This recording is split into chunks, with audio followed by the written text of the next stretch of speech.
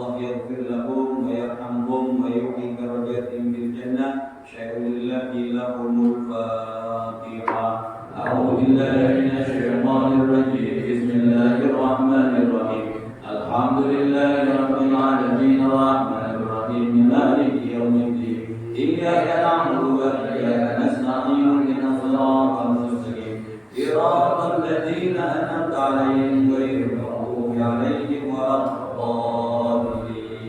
Amin. Salatullah salamullah ala Taha Rasulillah.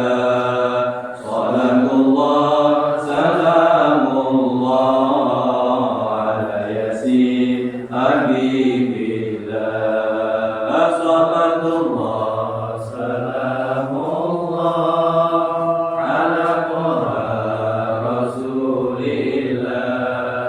Salatullah salamullah ala Yasin Habibillah. Tawassalna bi bismillah wa bil hadi Rasulillah wa kulli mujahidin lillah bi ilman ya Allah.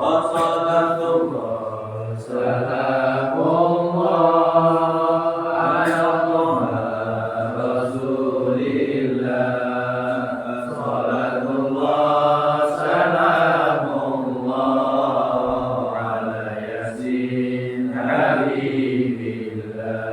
Ilahi salimil ummah minal afati wal-niqmah. Ilahi salimil ummah minal afati wal-niqmah.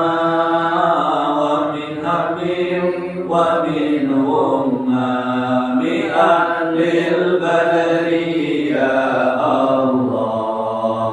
Salatullah salamullah ala Taha Rasulillah.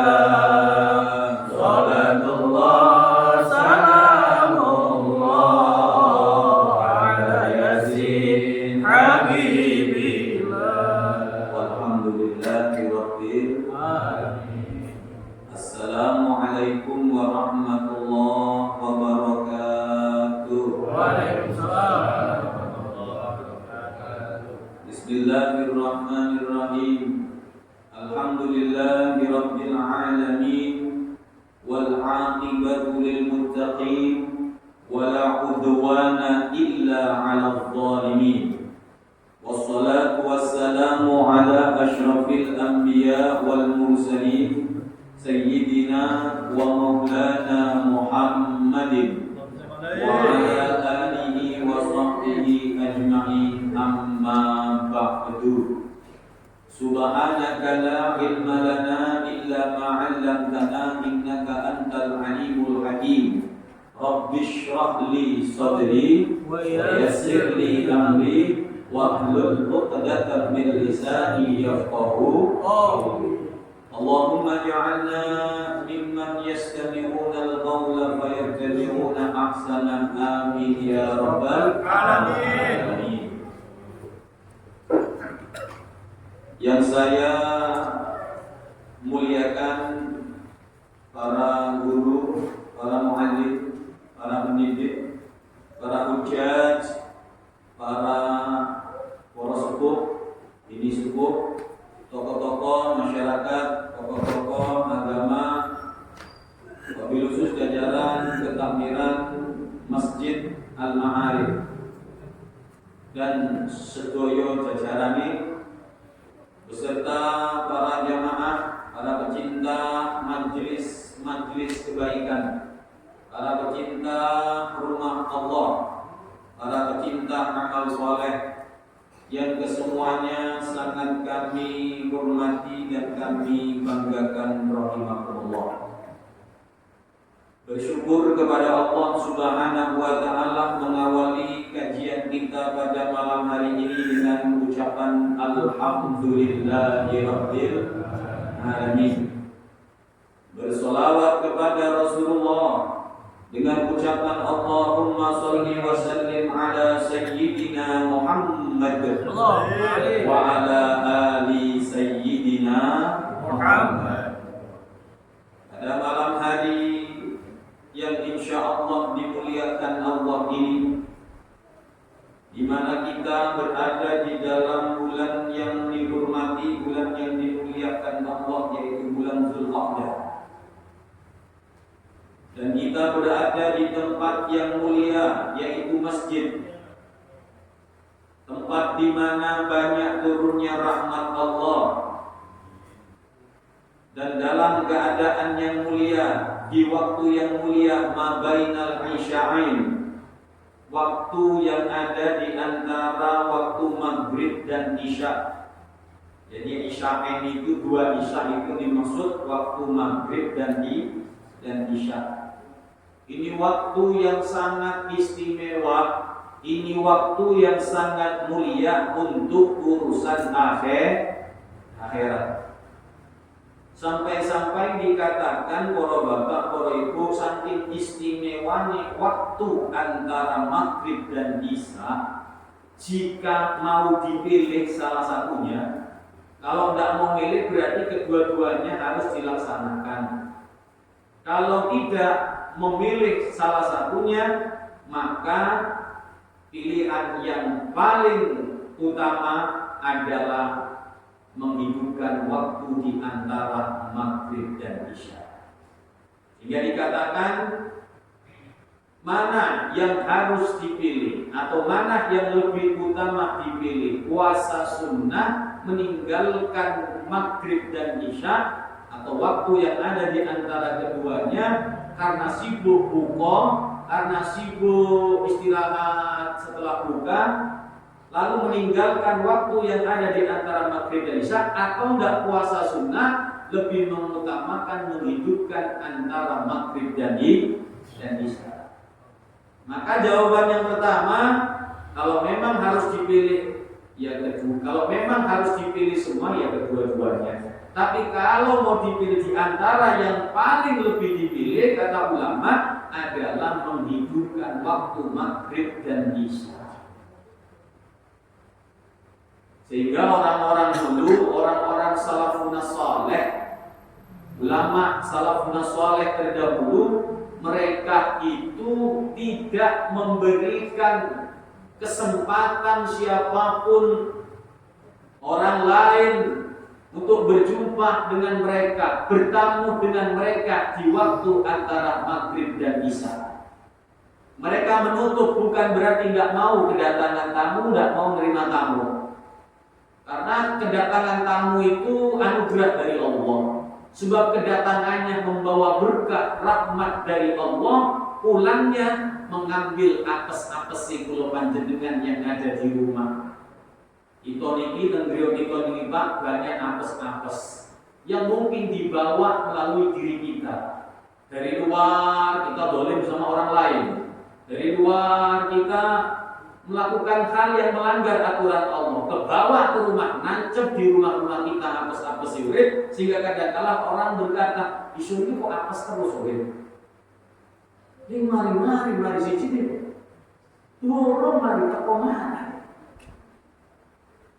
Jadi antara keutamaan tamu itu datang ke rumah kita, walaupun mungkin menghabiskan secangkir air di rumah kita, secangkir kopi kita atau gula kita, atau mungkin jajan mengeluarkan bondok di rumah tamu, sekilas mata memang ada yang kurang, tapi nanti balasannya setelah mereka pulang, pahala yang besar, keutamaan diantaranya kalau tamu itu keluar dari rumah kita akan membawa apes-apes rumah yang bersedia. Kalau petaka bencana musibah yang mestinya menimpa itu keluarga, urung karena dibawa sama tamu-tamu. Bukan berarti tamunya mikul apesnya kita, nanti kita nggak mau bertamu rumahnya orang.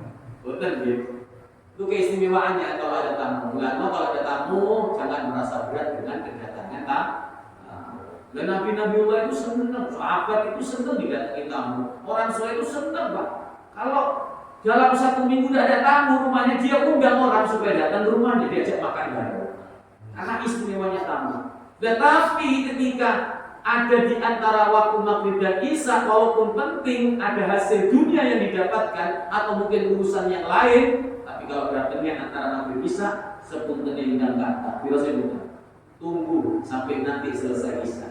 Kenapa? Karena beliau orang soleh itu memanfaatkan waktu malam yang pertama, karena mereka khawatir takut nanti di sepertiga malam yang terakhir beliau tidak bisa bangun. Minimal ada waktu di antara waktu malam yang lebih istimewa, mulia, utama daripada waktu siang, dimanfaatkan dalam rangka beribadah kepada Allah.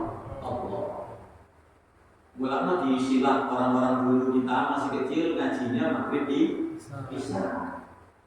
Gak ada maghrib isya keluyuran kita dulu, ngajinya maghrib isya. Orang-orang soleh begitu ditutup rumahnya. Apa yang mereka kerjakan? Baca Yasin. Oh saya tidak mau Yasinan Ustaz, ya Al-Quran sudah. Aslinya pada biaya betul. Baca Yasin yang juga Quran kan sama. Itu kok tiap malam Yasin, ya terserah yang mau baca-bacanya mau Yasin kan gitu. Nggak usah diprotes. Untung masih baca Al-Quran daripada lagu-lagu nyanyi. Kan nonton? Yasinannya baca Yasin maksudnya. Dalilnya ada. Yasin 50 alam Yasin itu menurut niatnya untuk apa dibaca. Artinya jangan main itu orang yang Yasinan, itu orang bagus berarti mau baca Al-Quran. Mau berdialog kepada Allah sampai kadang-kala mereka tidak pernah ngapal dengan sendirinya. Gitu loh gitu. Ngapal mereka. Anaknya, istrinya, keluarganya tidak boleh keluar, duduk itu orang dulu. Walaupun bukan kiai, bukan bangsa ulama, tapi orang-orang dulu mengikuti salafun saleh, kehidupan mereka keluarganya niru salafun saleh. Tidak keluar, khusus makin bisa ibadah, urusan akhirat. Karena mungkin siang hari, pagi sampai sore, gawe dunia, nek tukang kayu sampai dino dia tiba. Nek kulit, pasir, semen, ya. Masa kerja dari jam 7 sampai jam 4, berapa jam? 7-8 jam, ya. Antara 7-8 jam, Pak. Lebih banyak urusan dunia. Urusan akhiratnya kapan? Cuma ngandalkan sholat 5 waktu. Iya, kalau 5 menitan, 25 menit dalam sehari semalam. Urusan dunianya lebih daripada jam, bukan menit. Maka mereka tidak ingin meninggalkan urusan akhirat ya, untuk berlama-lama sama Allah melalui apa? Bacaan Al-Quran. Dibacanya orang dulu, baca Quran, habis itu Yasin. Yasinnya juga Quran, Waqi'ah. Habis itu apa? Tabarok. Habis itu mereka zikir. Di kalangan kiai-kiai di pondok-pondok habaib itu bacanya zikirnya Rotibul Haddad, Rotibul Aqtos. Apa itu rotib? Rotibul Haddad ini kenapa Rotibul Aqtos itu apa? Itu wirid doa kumpulan dari bacaan-bacaan yang dianjurkan Al-Quran dan dianjurkan oleh Nabi kita Muhammad SAW. Cuma kita digampangkan, tidak perlu banyak repot nyari di hadis-hadis kumpulkan, sudah diracik dengan sebaik mungkin oleh orang-orang dahulu. Atau bahasa kita sekarang istighosah itu kumpulan wirid, kumpulan dzikir, Pak. Ada dalilnya, ada dasarnya. Kalau ada orang nyalah-nyalah, kan berarti ilmu dicetek, gitu beres. Ya, itu kumpulan dzikir yang dianjurkan Nabi Muhammad. Bukan ngarang-ngarang, tapi ada dalilnya. Panjang nanti ini sementara pembukaan ya, supaya kita betul-betul memanfaatkan waktu maghrib dan isya dalam rangka khusus bermunajat, berdua-duaan, berdialog, keluh kesah kepada Allah Subhanahu wa Ta'ala. Kalau maghrib isya enggak saya isi wirid, enggak saya isi baca Quran, tapi hadir majelis taklim sama, Pak, sami. Ya, nilainya sama. Maksudnya kalau itu menghiasi waktu antara maghrib dan isya sama. Malah kalau kita hadir di majelis taklim seperti malam hari ini, sampai nggak usah wirid, nggak usah nyetel tasbih, itu semua duduknya sampai hembusan nafasnya sampai ya capeknya panjenengan selama mulai assalamualaikum pembukaan sampai assalamualaikum penutup, itu sampean dinilai seperti orang yang berzikir kepada Allah Subhanahu wa taala. Jadi kalau mau bulan-bulan antara ngaji seperti ini, majelis taklim dan zikir, mana yang lebih utama, kumpul di majelis ilmu dan di majelis zikir? Kata Nabi, kedua-duanya sama utama, tapi beliau lebih senang kalau ada umatnya senang kumpul di majelis ilmu. Kenapa? Karena ibadah takkan sempurna, bahkan bisa jadi tak diterima kalau tidak ada dasar ilmu. Wirid itu ibadah, tapi kalau tidak ada dasar ilmunya, yang tidak diterima oleh Allah. Wiridan sampai tasbih berdua, sembahyang sampai batuk cemeng. Yang batuknya cemeng, saya cemeng juga ibadah, tapi batin. Sampai yang kita berarti banyak sujud. Ibadah kok sampai urus, tapi nggak tahu dasar ilmunya. Haram dimakan, subhat dimakan, nggak tahu renten, nggak tahu pokoknya nganak duit, dianggap pekerjaan penghasilannya. Katanya ulama, ya ibadah kamu nggak usah di luar Ka'bah, di depan Ka'bah atau di dalam Ka'bah. Sholat sampai kepala ini, ya kepala ini putus dari badannya, tapi kau masih mengkonsumsi barang yang dilarang oleh Allah Subhanahu wa taala, aba'an manthura, orang manfaat. Ini pentingnya ilmu di situ. Makanya kenapa Nabi itu lebih senang kalau ada orang yang hadir di majelis ilmu. Syukur-syukur sakit dipadukan antara majelis zikir dan majelis ilmu. Kadang-kadang majelis-majelis di luar itu diisi sholawatan dulu. Habis itu tahlil, kirim doa kepada orang-orang tua. Habis itu ceramah agama. Dapat semuanya. Andai kata tidak sholawat, andai kata tidak zikir, majelis ini sudah utama. Nanti ada bab-babnya sendiri, karena pengajian rutin, ya. Kita pelan-pelan ngaji, ya. Kita jadikan majelis seperti ini kebanggaan kita, milik kita, bukan milik perorangan, bukan milik siapa, ya. Jadi ini milik kita bersama, punya kita bersama, yang kita harus bangga, punya masjid yang mungil tapi makmur isinya. Bukan hanya sholat jamaah, bukan hanya Jumat, tapi kegiatan hataman Quran, kegiatan remaja, termasuk majelis rutinnya. Alhamdulillah sudah mulai berjalan. Nanti khusus beliau Kiai Mursidi bikin.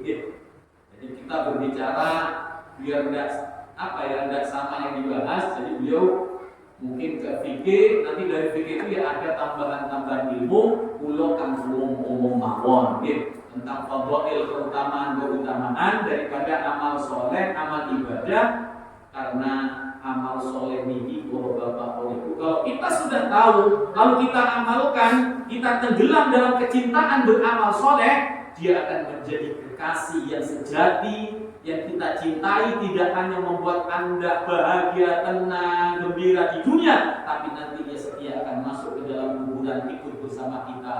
Ketika nanti dibangkitkan di padang mahsyar, dia akan membela kita, menyelamatkan kita di hadapan Allah Subhanahu wa taala. Itu pentingnya amal soleh. Nopo malih majelis taklim ini rajanya amal. Iya, sesuatu yang paling disenangi, bukan berarti Nabi tidak senang kalau ada orang kumpul membaca sejarahnya Nabi Muhammad.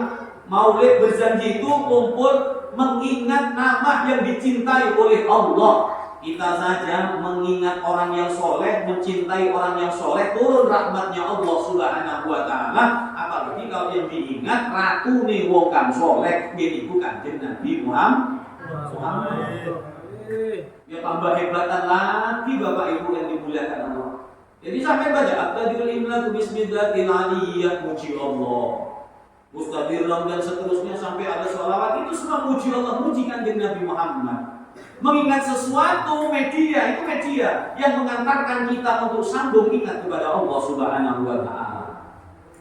Kita harus ada waktu untuk mengingat Nabi Muhammad, mengingat Allah. Sebab kita ini lebih banyak mengingat urusan dunia yang di kantor, buku, laptop, ngitung uang, padahal hakim milu duit BPJS dulu miliaran, tapi BPJS bos, ini bosok. Bayaran nggak seberapa, yang dipikirin miliaran, mumusnya nggak kepala tangguh, paramek setiap minggu. Iya kan? Apalagi kalau orang lebih asik dengan dunia, itu Allah akan buat orang tersebut tidak pernah selesai urusan dunianya. Tapi kalau orang yang lebih menyibukkan dirinya dengan urusan Allah, sibuk dengan Al-Quran, sibuk dengan zikir kepada Allah Subhanahu wa Ta'ala, urusan dunia yang katanya jelimet ruwet akan mudah diselesaikan satu persatu. Tahu mari. Ini akan diberikan kepada orang yang lebih mengutamakan sibuk dalam urusan munajat kepada Allah Subhanahu wa Ta'ala. Dan nanti keutamaan-keutamaan itu semua akan didapat kalau kita ngaji pelan-pelan. Mungkin di antara kita, maaf, mungkin di antara kita tidak pernah menyambi pendidikan pondok pesantren, atau mungkin sekolah hanya lebih banyak kepada sekolah umum. Mungkin ngajinya hanya ketika sampai kelas 6, belum hatam ilmu agamanya, yang penting ngaji lantar, kadang kurang mati lantar, gede sidik isin, mundur pak, pensiun ngaji anak kita. Orang tua terus tidak ada dorongan, terus pokoknya memang anak yang nggak ngaji temenan, tahu sholat, tahu bisa ngaji, tapi kan nggak tahu ilmu yang menunjang. Sahnya sholat, betulnya ibadah. Nah, mungkin di antara kita tidak pernah menyambut pendidikan pesantren atau tidak pernah menyambut lebih banyak pendidikan agama. Dengan di usia senja begini, kita hadir di majelis yang alhamdulillah Masjid Al-Ma'arif membuka majelis rutin. Mudah-mudahan kita bisa istiqomah. Amin. Sampai kapan Habib? Dari Habib Hasim, itu kiros Habib Hasim, ngaji sampai mati. Sebab ngaji itu tidak ada batas. Mempelajari ilmu yang terkait dengan kebahagiaan dunia dan akhirat tidak ada batasnya, tidak dibatasi dengan umur. Minal mahdi ilal lahdi. Dari semenjak kau di ayunan ibu, kau diadani, itu ilmu. Ditalkin telingamu agar nembus ke dalam hatimu, agar pertama kali yang kau dengar, yang nembus hatimu lafaz Allah. Allahu Akbar, Allahu Akbar. Itu ilmu. Akan diajar sama orang tuanya sambil gendong baca sholawat. Maulaya sholli wa sallim. Kadang zikir. Iya. Mulai sejak di ayunan sampai masuk ke liang lahat, pun kita juga diajari. Setelah ditanam juga diajari. Jangan dikira orang yang mati dan mendengarkan suaranya orang-orang yang hidup. Orang yang mati itu Pak, Bu, kalau sudah masuk di alam barzah itu diumpamakan seperti di dalam akuarium. Dia tahu dengan siapa yang ada di sekelilingnya. Tahu Pak, cuma dia tidak berdaya sudah, karena sudah berada di penjara yang namanya barzah. Tapi kalau sampai bacakan doa, sampai berkata-kata, dengar mereka. Kalau tidak dengar, tidak mungkin Rasulullah mendoakan mereka.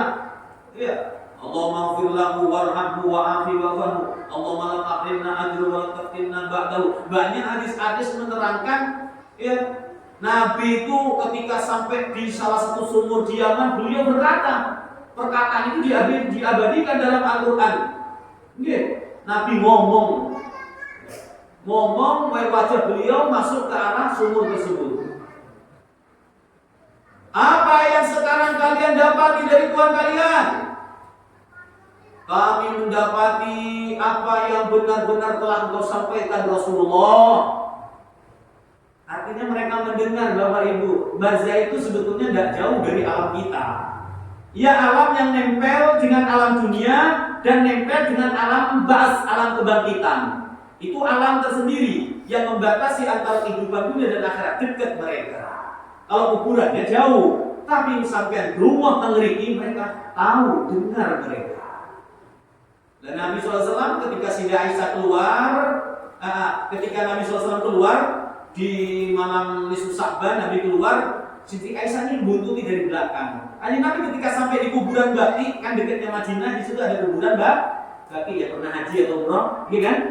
Kuburan Baqi. Malah orang yang kalau haji turunnya, kalau pertama turun di Madinah, nanti masuk ke Raudhah, habis ke Raudhah ziarah, terus kalau mau masjid lagi ada jalan muter di situ melewati kuburan Baqi, kita dianjurkan salam kepada orang-orang yang ada di kuburan Baqi yang sudah meninggal, Pak. Nabi itu mengucapkan assalamualaikum ya ahlal diyar, ya ahlal kubur, kalau kita kan begitu.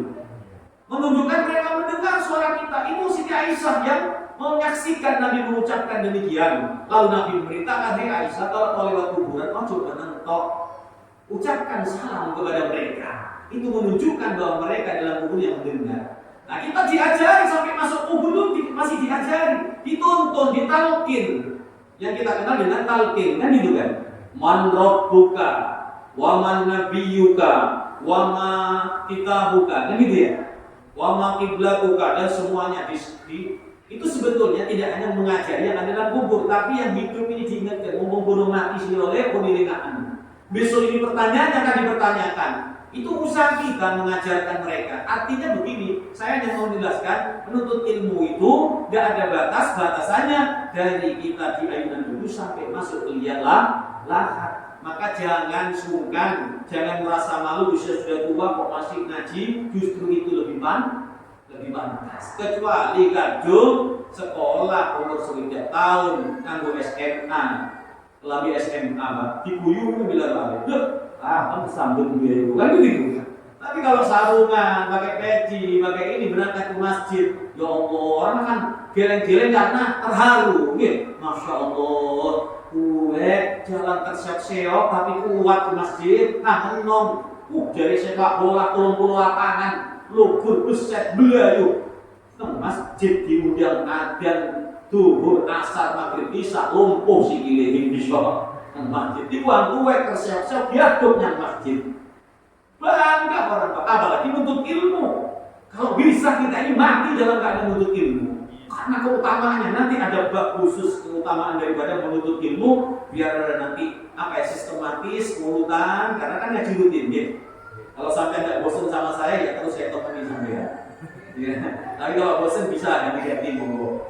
Ya, nggak apa-apa. Saya banyak di majelis masjid baik itu tidak harus saya jadi gantian. Dalam 1 bulan itu 4 kali pertemuan, 1 minggu sekali gantian.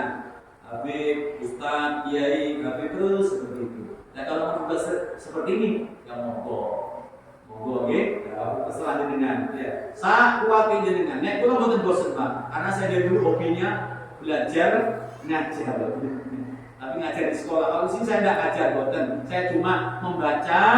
Telinga saya dengarkan, sampai Anda usah baca, ikut dengarkan, nanti ayo bareng-bareng melaku tengersani Gusti Allah dengan ibadah sama-sama. Tapi jangan ditinggalkan majelis ilmu ini. Eman Pak. Insya Allah berarti kalau sampai akhir mungkin.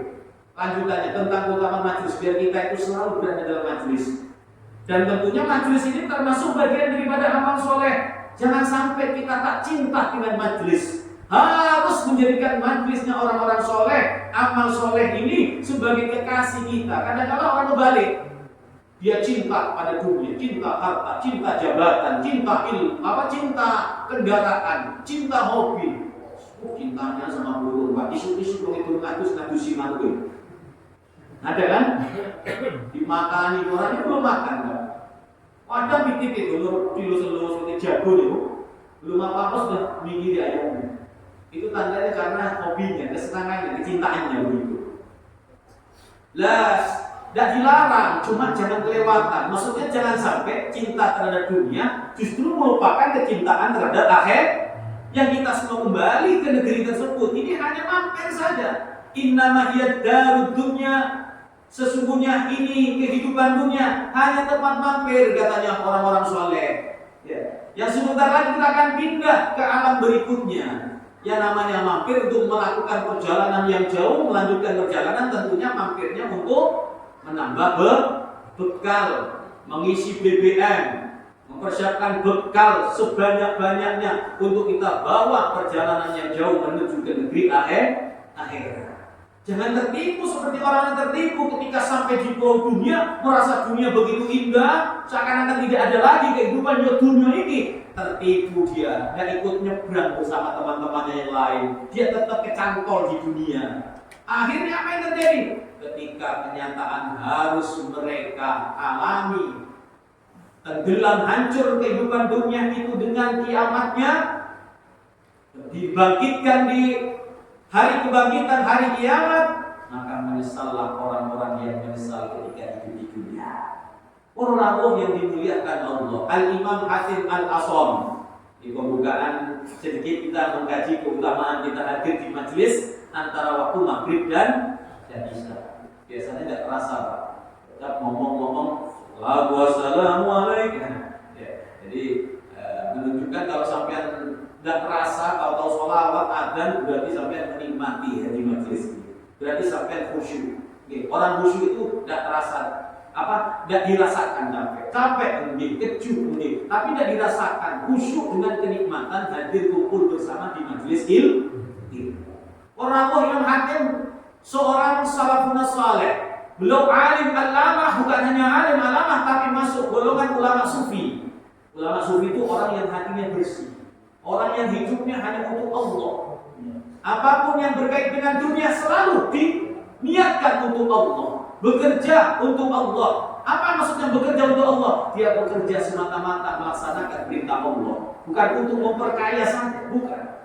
Tapi untuk melaksanakan perintah Allah. 2, semata-mata mencari jalan yang halal. 3, tanggung jawab mencukupi, menghidupi anak dan istri. Yang keempat, agar tidak minta-minta kepada orang lain. Jadi semuanya urusan dunia apapun yang dia lewati, dia alami, semuanya lillah, sebagaimana ikrarnya di dalam salat, inna sholati wa nusuki wa mahyaya wa mamati lillah rabbil alamin. Wa mamati wa mahyaya, hidup mati. Berarti apa yang ada di antara hidup dan mati, seluruh kehidupan kita lillah. Kita terus diajarkan dalam salat, kamu yang sholat terus latih, tingkatkan bahwa hidupmu apapun yang terkait denganmu dunia akhirat lillah. Jangan sampai tidak lillah. Karena kalau tidak lillah, takkan lama kau merasakan kenikmatannya. Tapi kalau lillah, kau akan terus lanjut merasakan kenikmatan hidupmu dalam suka dan duka. Karena lillah. Ibu Bapak. Lah Imam Hajar Al-Asqalani ini seorang sufi besar. Jadi sufi itu ciri-cirinya hatinya bersih. Ya, imannya, keyakinannya mentok sudah. Tidak perlu bukti lagi. Andai kata dikasih bukti, tetap tidak akan menambah imannya karena imannya sudah mentok. Kalau kita kan mungkin dikasih bukti tambah yakin kan, nambah kan. Kalau orang-orang soleh seperti Sayyidina Ali karramallahu wajhahu mengatakan, "Lau kushifal ghita masdatu yakinan." Seandainya dibuka singkat, mata kita kan lagi dihijab oleh Allah, sehingga gaib-gaib itu tidak kelihatan.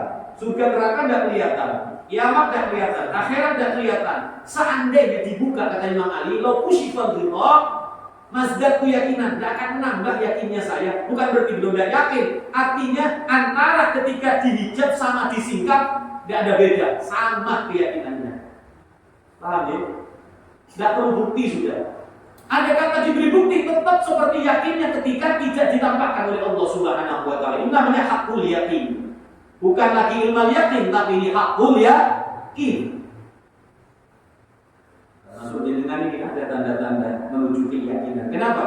Surga tidak pernah kelihatan, neraka tidak pernah kelihatan. Ini kan malaikat siksaannya kita hanya dengar informasi dari Allah melalui Rasulnya, melalui kitab suci dan hadis. Tapi jenengan seperti ini. Orang-orang yang dunia, cinta dunia, tak butuh sama akhirat. Ngaji ya paling gede-gede.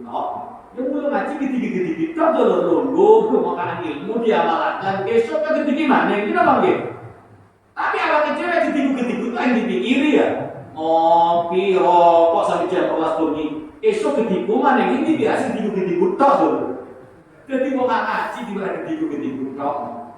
Malah enak, dapat gratis kan ya kan, tanpa berdiri kan gitu. Biar lo kaya nggak, diwarai takmirin, masya Allah kali masyarakat ini.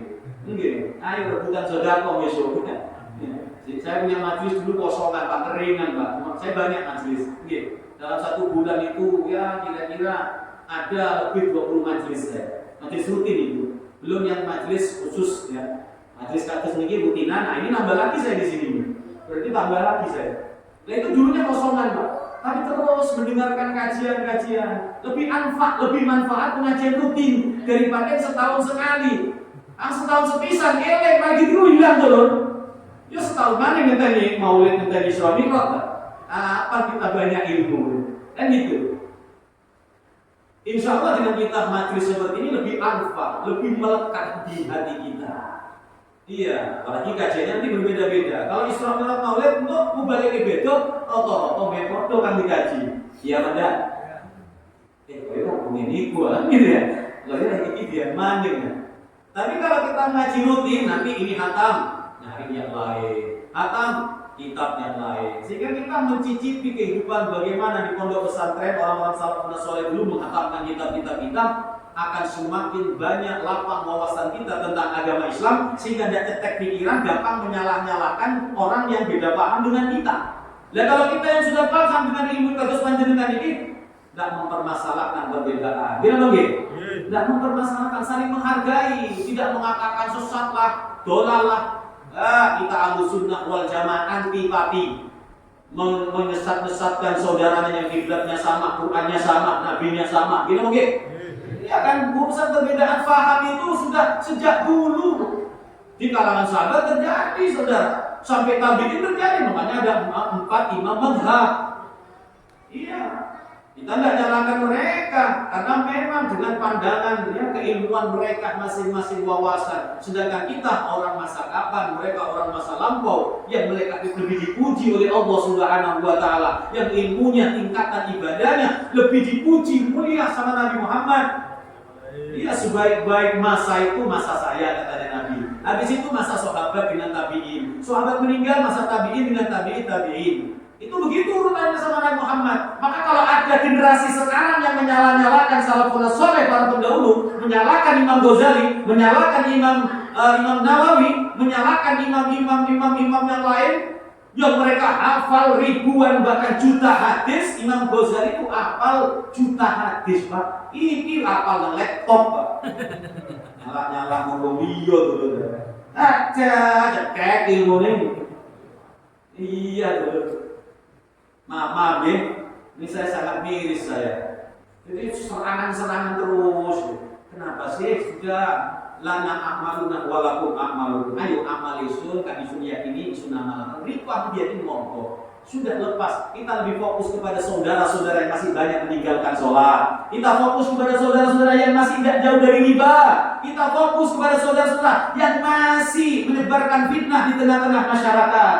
Kita duduk, kita klarifikasi, ayo duduk bareng. Rahmatan lil alamin, tidak ada permusuhan. Tapi tetap ono karena kehidupan seperti itu. Mesti ono wis. Jadi jangan heran sampean, pasti ada. Makanya ada istilah likuli Musa Fir'aun. Setiap ada Nabi Musa pasti ada Fir'aunnya. Cuma lebih parah Fir'aun kan urip nang zamane Kanjeng Nabi Muhammad. Lebih parah dulu. Kalau Fir'aun itu kafir melawan orang yang tauhid kepada Allah. Fir'aunnya kita betul-betul tauhid jadi.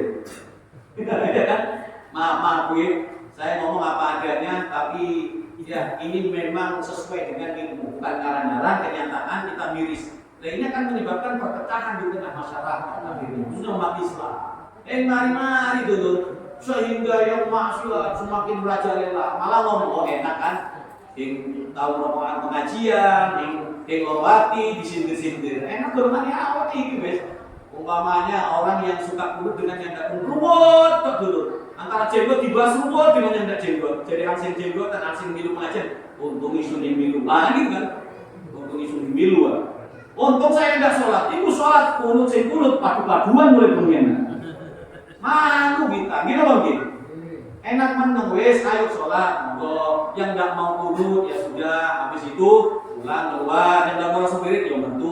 Mama dulu ya. Yang wirid ya tetap wirid. Indah berdampingan seperti itu. Tapi ya terus akan terjadi. Ini tantangan, ini ujian bagi sampeyan.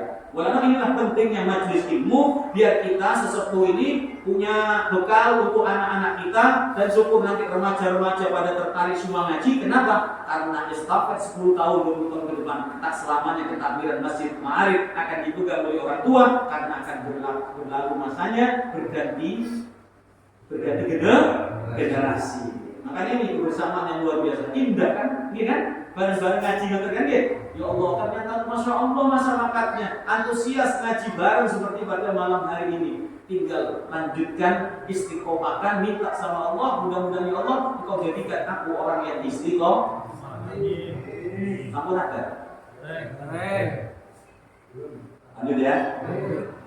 Saya lanjutkan kata-katanya Imam Hatim Al-Asam. Lihat kata beliau, ini nasihat indah. Orang soleh itu kalau ngomong bukan sembarangan. Itu memiliki dasar yang kuat Quran hadis. memiliki dasar yang kuat ucapan dari orang-orang yang saleh yang mereka mengamalkan ilmunya. Apa kata beliau? Fa inni nadhartu ilal khalqi, kata beliau. Aku perhatikan manusia ini, semua manusia ini punya kekasih. Gitu begitu. Dan kita ini kan punya sesuatu yang kita cintai. Gitu. Yang kita kalau bersamanya, yang kita ingin selalu bersamanya, yang kalau bersamanya kita senang, kita bahagia, kita nikmat, gak terasa waktu. Kan itu orang kalau senang sama kasih duduk sampai jam 12 malam, tenang saja, kan gitu. Senang, kok bisa ya dari habis isya sampai jam 11 malam. Gak capek karena duduk dengan orang yang kita senangi. Nah kata beliau, aku memperhatikan manusia, kata Imam Hatim, masing-masing punya kekasih, punya sesuatu yang dia cintai, apapun saja yang dia cintai. Sehingga dengan apa yang dia cintai, dia asik berlama-lama, dia senang, tenang dengannya. Ada yang asik cinta dengan jabatan, ada yang asik dengan dunia, ada yang asik mengkoleksi mobil. Oh, Mercy, BMW, Pajero, Bujero, apa itu? Artis-artis itu Pak, karena asik sama Ferrari. Oh, malah gengsi Pak, Pak Cipul. Aduh, kita alhamdulillah itu bangga Pak, nikmat. Mereka, waduh, delem dia mumet dulu. Itu mereka. Karena memang apa yang mereka cintai, bangga mereka, menikmati mereka. Tapi banyak di antara mereka yang tidak mencintai sesuatu yang setia bersamanya, yang akan menemaninya, yang akan membelanya, yaitu amal soleh. Ditinggalkan sholatnya, ditinggalkan pengajiannya, ditinggalkan zikirnya, ditinggalkan baca Quran. Yang perlu penting betis. Ya Pak, betis ini penting juga dulu ya. Karena ada ibadah-ibadah yang pakai uang, sodako, berangkat haji, ini pakai uang semua itu, kurban nanti ini. Nah, ya yang punya uang, yang mampu, jangan ditahan-tahan, karena turun-turun ketemu lagi dengan hari kurban tahun depan. Yang besok ini belum karuan dulu ini kan. Nah, ditakdir pas hari 10, 11, 12, 13 Anda mampu di hari ini, di 4 hari itu, artinya mampu ada kelebihan yang cukup untuk dibelikan ternak kurban atau urunan sapi, maka Anda mampu. Mampu. Silakan. Sebab itu bisa jadi ibarat umpannya ikan besar harus besar umpannya. Kalau ingin dapat rezeki ikan yang besar, umpannya besar. Kalau kecil, romewe, mari dulu. Nyicil tau kurang lagi. Ritip mari. Jadi kamu romewe, pada suki, sudah apa ke romewe dulu. Ya, kurban ini umpan yang paling besar. Demi Allah akan dibalas berlipat ganda. Pun berkaitan dengan beramal soleh, sesuatu yang dicintai. Jadi setiap kita ini punya sesuatu yang dicintai, pasangan hidup, anak, keluarga. Sehingga kadang-kadang dia melupakan yang lain karena asik dengan pekerjaan yang dia cintai, asik dengan permainan HP, game, dan sesuatu yang dia cintai. Lupa waktu, lupa istirahat, lupa pada tubuh yang dia, mata punya hak untuk istirahat, badan punya hak istirahat. Ojo sampai jerit protes, akhirnya geblak. Protesnya mata ini semua geblak sakit. Iya. Karena apa? Semangatnya tinggi tapi lupa kekuatan fisiknya. Maka kita harus memberikan haknya fisik kita. Karena apa kan? Cintanya kelewatan. Karena mengikuti cinta yang didorong hawa nafsu birahi. Orang dibilangkan Allah. Lalu beliau lalu mengatakan, "Faidah kulla saksin lahu mahbub." Ternyata setiap orang, ya, setelah kuperhatikan punya kekasih yang dia cintai. Api faidah dakhulal qabr. Ternyata begitu masuk ke dalam kuburan dia tinggalkan dunia serta apa yang dia cintai, fariqahu mahbubi. Dia tinggalkan, dia pisah apa yang dia cintai. Rumahnya dia tinggal, tanahnya yang lebar dia tinggal, hartanya, mobilnya dia tinggal, yang disimpan di bank mengikuti sifat kikir. Padahal dia mampu sedekah, mampu zakat, mampu kurban dan dikeluarkan karena eman, karena kikir, mati. Nggak aman sampean. Nggak aman Pak, orang yang meninggalkan hartanya karena ada unsur kikir, lain unsur untuk kewajiban anak yang ditanggung, keluarga, atau nanggung panti asuhan, nanggung donatur masjid, lain Pak. Tapi kalau ada unsur eman, disimpan hartanya karena eman mengikuti sifat kikir, nanti harta yang ditinggalkan itu akan petaka bagi almarhum dan almarhumin. Makanya untung yang punya anak soleh, ketika ditinggali harta warisan oleh orang tuanya, rukun, ayo kan sak durunge kidung warisan, kita siapkan guru, ustadz atau kiai yang ahli. Kemudian sebelum itu, ayo kita tutup dulu utangnya bapak. Terus ini harta bapak banyak, kita bangunkan masjid ya, yang hadiah pahala jarinya untuk bapak. Kita belikan tanah, oh nikmat punya anak soleh seperti itu pak. Tapi betapa sengsaranya orang tua ketika dia meninggalkan dunia. Dulu mati soleh-soleh anak itu. Ini ibu anak sawah itu sudah. Sampai kadang-kadang orang tua meninggal, tadinya rukun jadi tidak rukun. Gitu loh. Tukaran rebutan dunia lagi. Oh, lerek-lerekan. Tidak tahu siapa. Kata kemudian karena waris sebenarnya.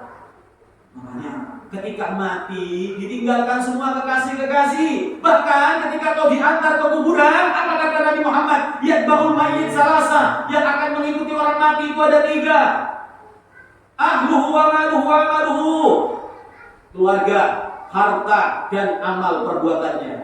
Ternyata yang 2 yang dia cintai, ahluhu wa maluhu, tidak setia, tidak mau tinggal sama dia di kuburan. Habis patoknya dipasang, sudah selesai talin, terus nasihat di kuburan, ditinggal pak. Harta sama keluarganya pulang, siap-siap untuk membagi-bagi waris. Yang mayat yang ada di dalam kuburnya ngelongsoh ketika meninggalkan ahli waris yang tak sholat. Gusti, utang kredit durung punah Gusti, utang kredit durung lunas Gusti, mati solo, anak keturunan nganggur. Ya Allah, apalagi melihat anak keturunan tukaran, saudara, tidak ada dalam kebaikan, walah kirim doa, walah mengadakan acara kirim doa bersama untuk orang tua. Nangis. Sudah dia dituntut oleh hartanya, dia sakit hatinya melihat anak keturunannya. Ya juga karena salahnya orang tuanya mungkin tidak dididik menjadi anak yang bisa berbakti kepada orang tua. Hianat yang dicintai di dunia, hianat. Meninggalkan kita kalau istrinya masih muda, ditoleh di tonggo ini, wah makin nongol, iya kan? Atau istrinya nyari yang lain, kok dibarakan, dikerosokan, adanya, gimana ini? Saya singkat, ini saya tutup. Nah, 2 khianat ternyata yang setia amal perbuatan panjenengan, yang setia amal soleh, sholat ibu-ibu dan bapak-bapak, sholat jamaahnya sampean, majelis taklimnya sampean, dzikirnya sampean, sholawatnya sampean, sedekahnya sampean, kurbannya sampean, itu yang setia. Ngikut ke dalam kubur akan menjadi lampu yang menerangi gelapnya kubur, akan menjadi taman-taman kebun surga, akan menjadi penyebab lebarnya kuburan kita. Bahkan nanti ketika dibangkitkan di padang mahsyar, sedekah yang sampean keluarkan akan menjadi naungan-naungan dari panasnya sengatan matahari. Dan ketika Anda diadili, maka puasa Anda, Quran Anda akan menjadi sesuatu yang memberi syafaat kepada Anda semua. Oleh karena itu, kata beliau, setelah aku tahu orang itu meninggalkan dunia, berpisah dengan kekasihnya, faja'altu hasanati mahbubi, maka aku jadikan amal solehku sebagai kekasihku. Litakuna ma'i fil qabri, agar dia telah terus setia menemaniku sampai ke dalam kubur. Ditanya malaikat mungkar nakir, dia menjawab. Di alam barzah, di alam akhirat dibangkitkan, dia memberi pertolongan sampai di peradilan Allah Subhanahu wa taala. Begitulah nasihat beliau. Mulia-mulia ini amal soleh kita punya, ayo dipertahankan menjadi kebanggaan kita. Kita punya gawe bareng, mudah-mudahan nanti menjadi keberkahan bagi masyarakat ini. Mawon kamu sebetulnya ingkang kata, barangkali ada kata-kata yang kasar, tidak ada niatan, tapi kalau ada mungkin karena kekhilafan kami, kebodohan kami. Kalau ada kata-kata yang menggugah semangat motivasi kita, menunjukkan rahmat yang Allah turunkan barokah di majlis. Ada Allah wa iyyakum ihdinas siratal mustaqim. Wassalamualaikum warahmatullahi wabarakatuh.